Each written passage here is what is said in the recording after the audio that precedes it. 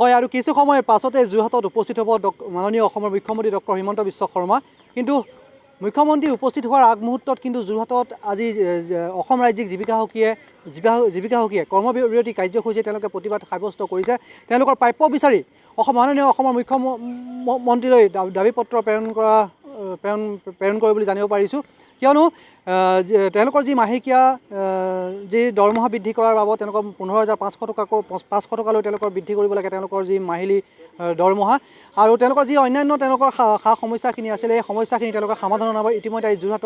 যোৰহাটত উপস্থিত হ'বলগীয়া ডক্টৰ হিমন্ত বিশ্ব শৰ্মা ডাঙৰীয়াক যিহেতু আজি এই অভিযোগ তেওঁলোকে দাখিল কৰিব কিছু সময়ৰ পাছতেই কিন্তু এটা মন কৰিবলগীয়া কথা যে যি সময়ত অসমৰ মাননীয় ডক্টৰ হিমন্ত বিশ্ব শৰ্মা ডাঙৰীয়াই কিন্তু এই জীৱিকা সখীক অতি গুৰুত্বপূৰ্ণ হিচাপে লৈছে তাৰপিছতে কিন্তু জীৱিকা সখীসকলে কিন্তু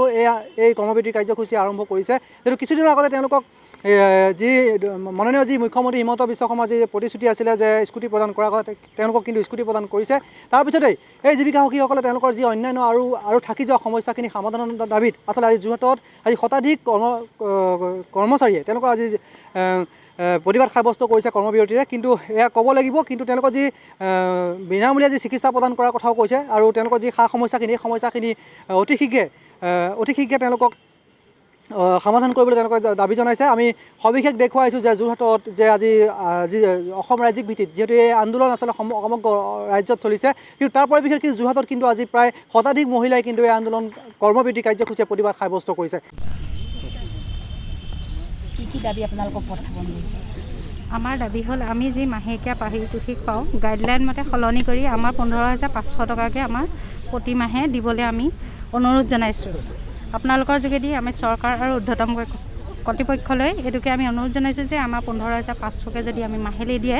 আমি তেতিয়া গাঁৱৰ মহিলাসকলক সবলীকৰণ কৰাত অলপ হ'লেও সুবিধা হ'ব আৰু লগতে আমাৰো পৰিয়ালবিলাক চলাবলৈ অলপ সুবিধা হ'ব আমাৰ যোৰহাট ডিষ্ট্ৰিক্টত 237গৰাকী মহিলা আছে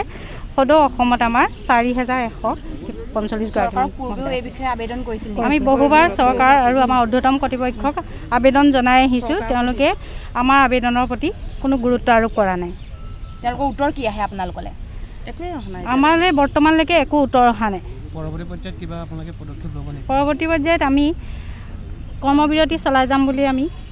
সিদ্ধান্ত লৈছোঁ অনিৰ্দিষ্টকাললৈকে আমি সিদ্ধান্ত লৈছোঁ যোৰহাটৰ পৰা জগত নেওগৰ ৰিপৰ্ট মাই নিউজ এনি